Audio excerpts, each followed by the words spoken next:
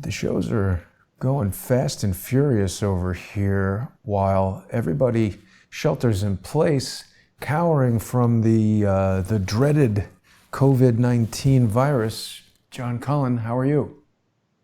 I'm really well, very well, actually. You're looking well.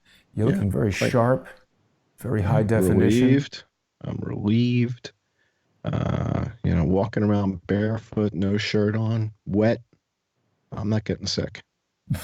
Yeah, I don't know if those are the best practices to avoid Oh, getting I don't. sick. Yeah, no. Yeah, do not try this at home.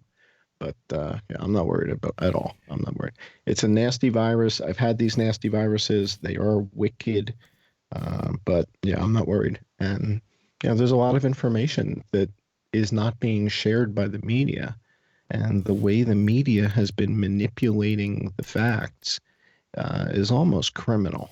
I saw a tweet earlier from, I think his name is Charles Payne on Fox. He's like a financial analyst talking about the death rate and how the death rates are 8% and 4% and 6%. And I think people extrapolate numbers and go, "Oh my God, if the death rate is 8%, and in New York we have this many people, and everybody's panicking." And the issue here, and the reason I think that you doing these shows and us doing these shows together, and the other folks that you work with, is to put some sense to this. And what I'm trying to do is what I consider, I'll give you guys an analogy or a metaphor. I'm not sure I ever remember the difference between the two, and I'm sure somebody will comment on that. But whether this is a metaphor or an analogy, I look at it like my job here, my mission was to get us collectively, right, all of us, to first base. Now you've got an army of guys. They're going to figure out what the hell's going on behind the scenes here. But my job was like leadoff batter. I got us on base. We now Hmm. know that this is not what you're seeing on television, Yeah. and that what you're seeing on television and what's actually happening are completely different things. Right? It doesn't mean that there's not a virus. There is a virus. It is contagious and it's nasty. But is this a global pandemic worthy of shutting down industry, travel, everything that we've seen, the likes of which, I'm pretty old. Unprecedented. Yeah, I'm not unprecedentedly old. I'm fairly old, but I'm not No, but unprecedented old. The reaction is unprecedented. And you talk to people who are in their 70s and talk to people who are in their 80s and ask them if they've ever seen anything like this in their lives, ever, no, in they this haven't. country and the world. Never seen anything like it. So the question is, if this is such an extraordinary reaction, is this extraordinary reaction warranted by the data? Period. Yeah. That's what I mean by my job is let's get to first base, right? So I'm the leadoff hitter, and my job, as far as this crowdsource the truth world, this universe of people and resources that you work with, they've got all kinds of insight into all kinds of the back story part of this stuff. My job, break down the numbers, get into the maps. I was explaining this to a personal friend of mine 32 years ago. I drove out to Redlands, California as an Oracle employee, Uh-huh. and I set them up with the dashboard that you guys are looking at today.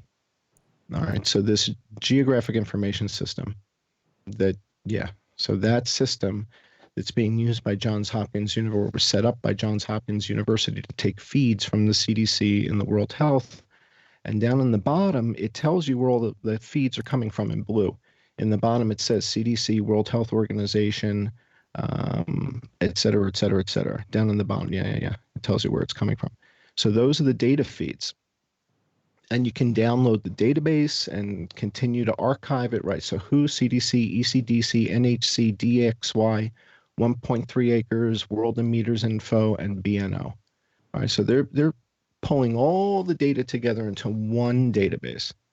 And when I saw this, I was explaining to a friend of mine. It was like this was the airplane I grew up flying in, so to Hmm. speak. And Wow. so when I saw this, I was like, "Oh my God, are you kidding me? Let's go!" You're you're rated for Yeah. this type. I was like, "Are you kidding me? I set this thing up. Let's get into it." So when I sit down at this software, this is like an experienced pilot who's been flying for 30 years, getting back into his Piper Cub that he Mhm. learned in, a million years ago, 32 years ago in my case. So 32 years ago, I was the guy who got Oracle and ESRI together that married the data to the maps. Okay. So I sit down with this thing and I'm instantly familiar and I'm able to find the holes Hmm. more quickly than people who didn't spend a year of their lives setting this thing up, right? Mhm. 32 years ago, I spent a year of my life with these guys out in Redlands, California, setting this damn thing up. Hmm. You guys didn't. So my ability, this is just like strange stuff, just like the magic and Vegas and all that.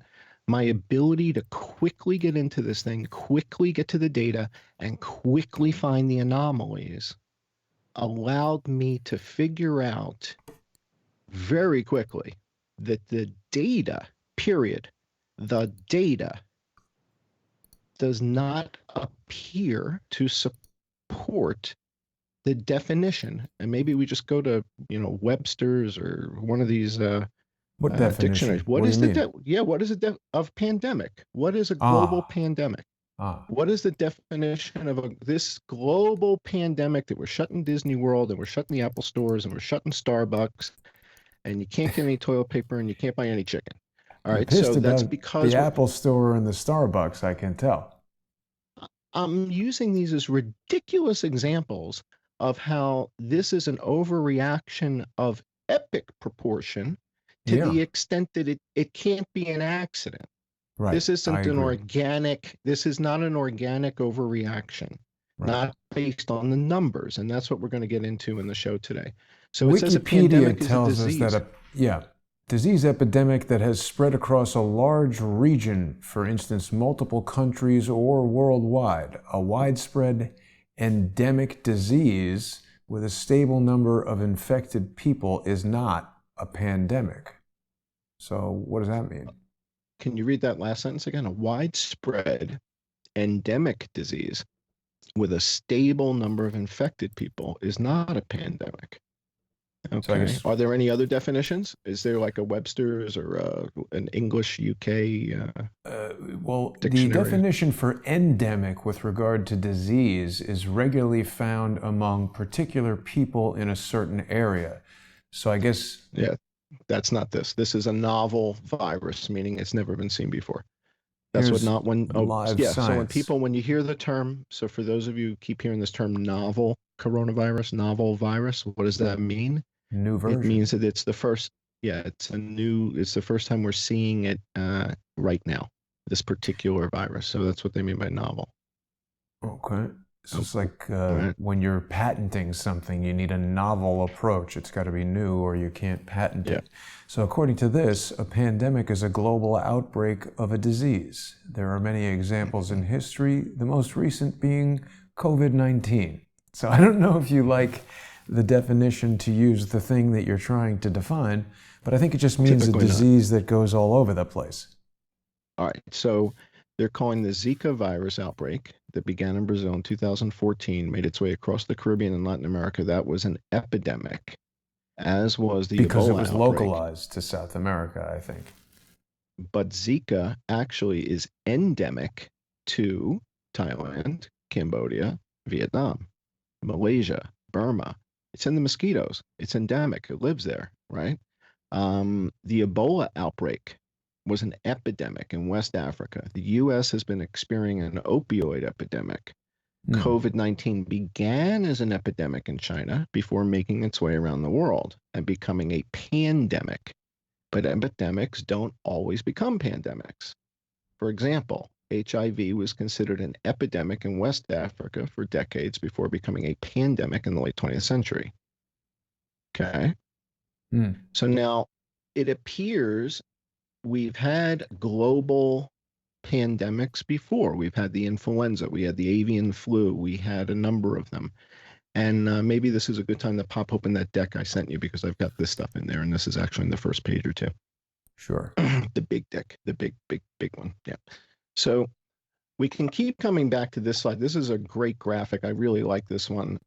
This is the history of pandemics and shows by relative size what has been happening over the course of history. And the more and more I've been working with this, the more it's important for everybody to acknowledge that everything I'm going to share with you this week, in previous shows, this show, future shows, this is upsetting stuff because you're being told by authority figures that something is happening. And I'm going to tell you or show you that the data doesn't really support it. And I'm not making like a judgment call. This is what I mean by data. When you see the sizes of things relative to other things, that's when it gets put in perspective. So when you go back to the dashboard of doom, right? If you flip back to the browser and we go to the dashboard of doom and we got red everywhere, right? Red, Yeah. oh my God. Oh my God. The sky is falling and there's 250,000 people infected and 11,200 are dead, right? Hmm. And it seems just unbelievable. Look at how it has spread all over the world. But you've never seen this before. What do you mean? Never seen the map? Did you guys ever see a map like this for malaria? No. Yeah, it's probably just as bad or worse. Oh, okay. So here's my question. If this disease runs its course and we see 25 or 30,000 people dead, okay, globally, right now we're at 11,000. Let's say 25, 30, 35,000 people die globally. Okay. And then it starts tapering off and we don't see any more. Do we maintain the lockdown or does the lockdown come off? Well, this is an important question because, and this is why I'm asking you guys, because right now we're at 11,277 people have died, right? And that's tragic. And I don't want to belittle it. I don't want to demean it. I don't want to minimize it. But we're talking about a global pandemic, the likes of which nobody has seen in their lifetime. There's nobody alive who's ever seen a reaction like this ever, right? Yeah. All right. So this data has to be applied against something to make it relative. You need comps. Right? So exactly. 11,000 people were dead. Compared to what? Now, I'm a big believer we're not going to compare this to car crashes. We're not going to compare this to heart attacks. We're not going to compare it to cancer. We're going to compare it to other infectious diseases. And in particular, we're going to compare it to other viruses because viruses are nasty. Forget the quiz. We're not going to go to the quiz for a while. Don't The worry quiz about we're going to that. do. People can't see that. Oh, Only I you got can you. see Okay. that. Okay, so I'm looking at the red map right now. So my thinking is we need to take these numbers of the total number of people who are sick and the total number of people who have died, and we need to put those in perspective first and foremost, right? Is that a lot? And is it a lot compared to what? That's kind of the key question, right? So then the question is what we're seeing here as far as the distribution of the virus on the map, is this consistent with other global pandemics? That's a reasonable question to ask, right? Yeah. You would expect somebody might ask that at the World Health Organization press conference, right? Is the spread of this consistent with other pandemics? Are there any areas that are outliers, right? One of the things I talked about in one of the videos that I did is that a lot of my thinking is influenced by Malcolm Gladwell and his writings, Blink and Outliers and Tipping Point and stuff like that, right? So I love the way the guy thinks and he makes me think differently. And so what I'm looking for here are the outliers. I'm looking for things that stand out because they're not there, right? Remember 2.5 years ago, the difference between my helicopter theory and quite frankly, Shepard Ambellis and everybody else, and the guys at Alex Jones's show that stole my shit, right? The difference was everybody else was looking at flight radar and looking at things on flight radar and thinking that the helicopters were stopping and hovering and extracting people from rooftops. I was the only one who explained to people, no, no, no, no, no. It's the space between the notes. What do you mean? It's the helicopters that aren't on radar. Ah, It's the yes, of ones you course. see in the video that don't appear on radar ever, ever. That's the perpetrators, not the ones you see flying around and that you think are stopping. They're not stopping. They turn off their transponders when they come into land. So the point is, you have to see the space between the notes. They want to show you Italy and Spain and Germany and Iran, and it's horrible. Okay. But what I want you to look at are some other countries. I want you to look at the 10 most populated countries on the planet. I want you to, all right, so China, we've got about what? Let's click on China on the left side of the screen. You've got China, and you click on China. And when you click on China, it should go to 80 something thousand people are infected, and 3,253 are dead, right? Yeah. And so the question is, so if this is a global pandemic of epic proportion and we're closing Disneyland and you can't go to Starbucks, right? Right? Yeah.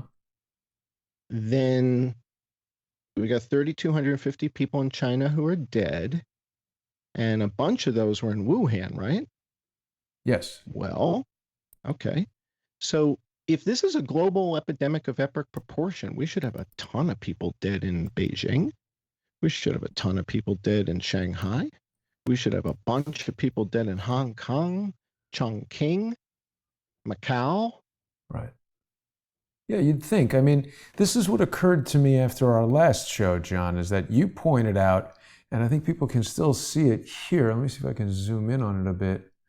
Uh, you know, we got 3,133 dead in Hubei Wuhan. That's province, where Wuhan. Wuhan That's is. Wuhan. But in the adjacent province, there's only 22 dead, which seems so strange to me because we're hearing that this thing is just so contagious, but yet people Right. close by around don't seem to be getting it in pandemic level numbers. And the next hotspot is in Italy. Some doctor outside Right. of Mount Sinai Hospital yesterday tried to explain to me that that is because more people are traveling from China to I'll Italy show than you. from China I'll show you to that. the United States. And that seemed totally ridiculous to me.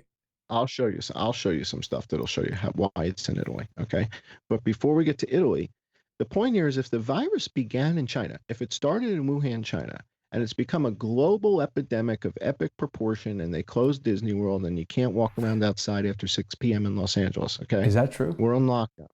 Oh Wow. yeah, yeah. There's a curfew tonight, I think, in LA. Wow. I Wow. believe.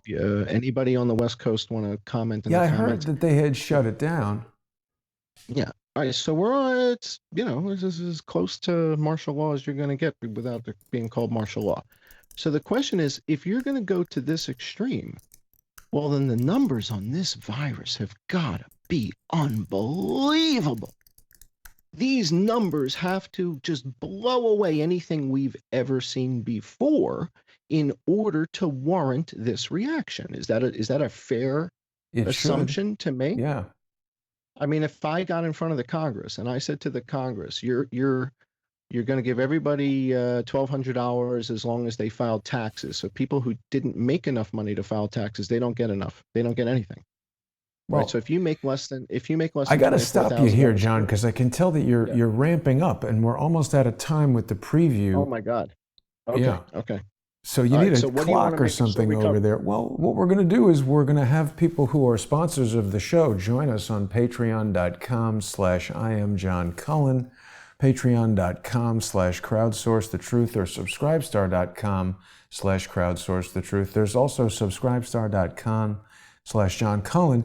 But on there, we're going to get into all the numbers, we're going to get into all the data, and we're going to go on for a much longer period of time. We like to do these YouTube shows to let people know the type of stuff that we're going to be talking about. And we're keeping them on Patreon because when we make a regular practice of putting this information out on YouTube, we're always running into the channel getting canceled sort of problem. So I think most people Right. So appreciate that, and they're going to join yeah. us All right. Let on me tell you guys Patreon. what I have specifically for the Patreon Subscribe Star hour.